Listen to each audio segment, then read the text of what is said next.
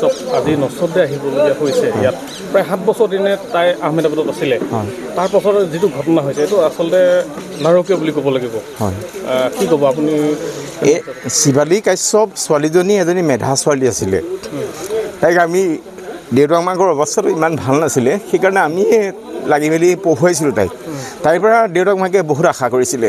সেই পঢ়ি থাকোঁ আৰু দিনৰ পৰা সেই ল'ৰাটোৰ লগত চিনাকি হ'ল সেই ল'ৰাটোৱে ভালপোৱাৰ অভিনয় কৰি আজি মই জনাত 2 বছৰমানৰ পৰা তাইৰ ওপৰত বহুত হাৰাশাস্তি কৰিছিলে এই হাৰাশাস্তিত তেওঁলোকৰ পিতৃ মাতৃও জড়িত আছে পিতৃ মাতৃয়ে আৰু ল'ৰাটোৱে ছোৱালীজনীক সদায় ব্লেকমেইলিং কৰি আছিলে যে তই যদি গুচি যাৱ তই যদি মোৰ লগত বিয়া নোসোমাৱ তেতিয়াহ'লে তোৰ মানে এইবিলাক কিবা অশ্লীল ফটো চটো তাহাঁতি বাধ্য কৰি কিছুমান লৈছিলে সেইবিলাকো মানে তেওঁলোকে ফ'কাছ কৰিম বুলি কৈছিলে আৰু শেষত লাষ্ট মমেণ্টত ছোৱালীজনীক ইমানেই অত্যাচাৰ কৰিবলৈ ধৰিলে তাই তেতিয়া মাতৃ বিভা দেৱীলৈ তাই সেইদিনা যিদিনা ঘটনাটো হৈছে সেইদিনা ৰাতি 12টা বজাত ফোন কৰিছে যে মা তুমি আহা আৰু মই গুচি যাম ইয়াৰ পৰা মই তোমালোকৰ লগতহে থাকিম এই ল'ৰাটো এনেকুৱা তেনেকুৱা ভাল নহয় আৰু ঠিক তাই তেনেধৰণে কোৱাৰ তৎমুহূৰ্ততে ল'ৰাটোৱে ফোন মাৰিছে বিভা দেৱীলৈ মাকলে যে এনেকৈ তেনেকৈ ওপৰৰ পৰা পৰি পেলাই ছুইচাইড কৰি মৃত্যু হৈছে তাৰমানে এইটো এটা পৰিকল্পিত নহ'ল জানো ছোৱালীজনীয়ে মাকৰ লগত কথা পাতি আছে কথা পতাৰ তৎমুহূৰ্তৰ পিছতে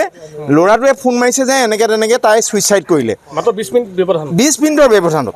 আৰু ৰাতি সময়টো 12টা বজাৰ পিছত আপুনি সেইটোও মন কৰিব এজনী গাভৰু ছোৱালীৰ লগত ৰাতি 12টা বজাত এটা যুৱক কিয় থাকিব লাগে আৰু গোটেই মই শুনামতে এই আমাৰ ভাতৃ কন্যাৰ ছোৱালীজনীৰ ভাতৃয়ে কৈছে যে গোটেই পাকঘৰটো খিচৰিত হৈ আছে মাৰপিটৰ লেখীয়া ঘটনা হৈছে প্ৰথমতে তাইক মাৰিছে হয়তো খুব মৰিয়াই মেলি হয়তো পেলাই দিছে তেনেকুৱা কৰিছে নহ'লে ওপৰৰ পৰা পেলাই তাইক মাৰিছে বুলি মই নাভাবোঁ যি কি নহওক এতিয়া তাই মেধা ছোৱালী এজনী হত্যা কৰি ওপৰৰ পৰা পেলাই দিছে যেন মোৰ মনৰ ভাৱ হয় কাৰণ আমিতো দেখা নাই আৰু ইয়াত পিতৃ মাতৃ ল'ৰাটোৰ পিতৃ মাতৃ জড়িত আছে পিতৃ মাতৃ পৰ্যন্ত তাইক ভাবুকি দি থকা কথাবিলাক আমি এতিয়া পিতৃ মাতৃৰ মুখেৰে আমাৰ কন্যাৰ পিতৃ মাতৃ আৰু ভাতৃৰ মুখেৰে আমি গম পাইছোঁ যে আৰু আগতে এবাৰ তাইক মাৰি পেলাই ব্ৰেইন হিমৰেজ কৰিছে এতিয়া আমি পোনপ্ৰথমতে অসম চৰকাৰৰ মাননীয় মুখ্যমন্ত্ৰী হিমন্ত বিশ্ব শৰ্মাক ধন্যবাদ জ্ঞাপন কৰিছোঁ যদি তেখেতে কন্যা যদি ইয়ালৈ আনি নিদিলেহেঁতেন আমাৰ দুৰৱস্থা যিটো আমি কেতিয়াও তাইক আনিব নোৱাৰোঁ তেখেতে যিখিনি ব্যৱস্থা গ্ৰহণ কৰি আজি এই কন্যাজনীক ইয়াত আনি পুৱাই দিলেহি অন্ততঃ পিতৃ মাতৃৰ এটা হেঁপাহ পূৰ হ'ল মুখখন দেখিবলৈ পালে যদি মুখ্যমন্ত্ৰী ডাঙৰীয়াই এইখিনি নকৰিলেহেঁতেন তাতেই কিবা ব্যৱস্থা কৰিবলগীয়া হ'লহেঁতেন আমি সেইকাৰণে কৰযোগে নমস্কাৰ জনাই হিমন্ত বিশ্ব শৰ্মাক ধন্যবাদ জ্ঞাপন কৰিছোঁ লগতে আমি টিভি চেনেল আৰু অসম চৰকাৰৰ মাননীয় মুখ্যমন্ত্ৰী ডাঙৰীয়াক অনুৰোধ জনাইছোঁ তেখেতৰ মাতৃ কন্যাজনীৰ মাতৃ বা ভাতৃক এটা কৰ্মসংস্থাপনৰ ব্যৱস্থা কৰিব লাগে নহ'লে এই ঘৰখন বাচি নাথাকিব আৰু তাৰ লগে লগে যিজন প্ৰেমিক ভণ্ড প্ৰেমিক বুলি কৈছে ভণ্ড অকল প্ৰেমিকজনেই নহয় পিতৃ মাতৃ দেহেজ বিচৰা পিতৃ মাতৃ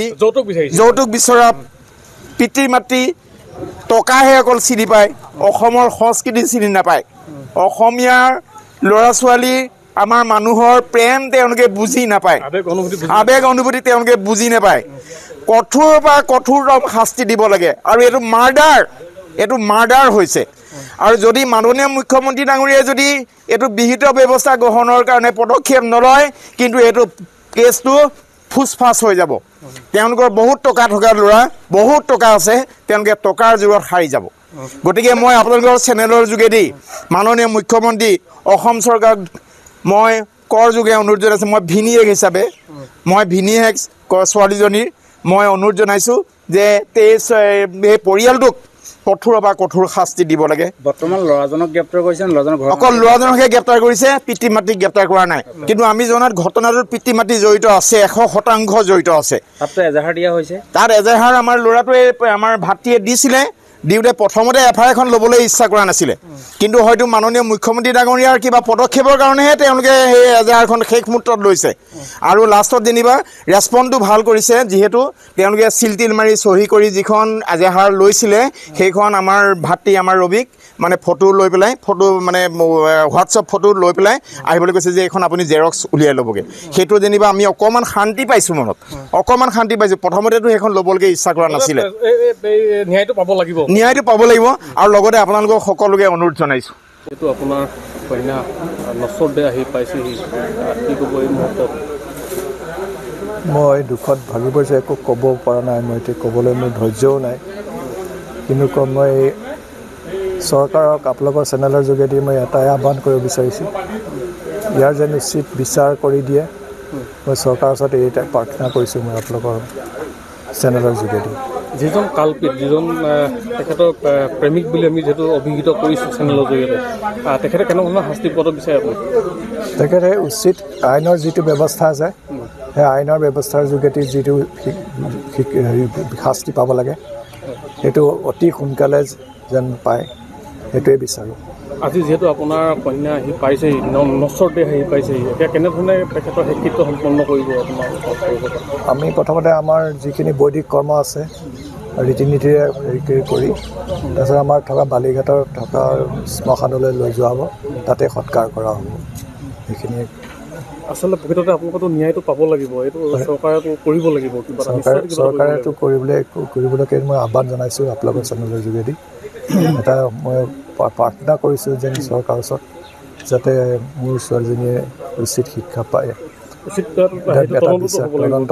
তদন্ত কৰি যেন উচিত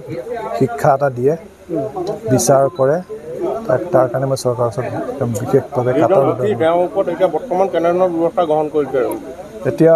আমি জনামতে তেওঁক মানে এৰেষ্ট কৰি পেলাই লকআপ কৰি থোৱা হৈছে আৰু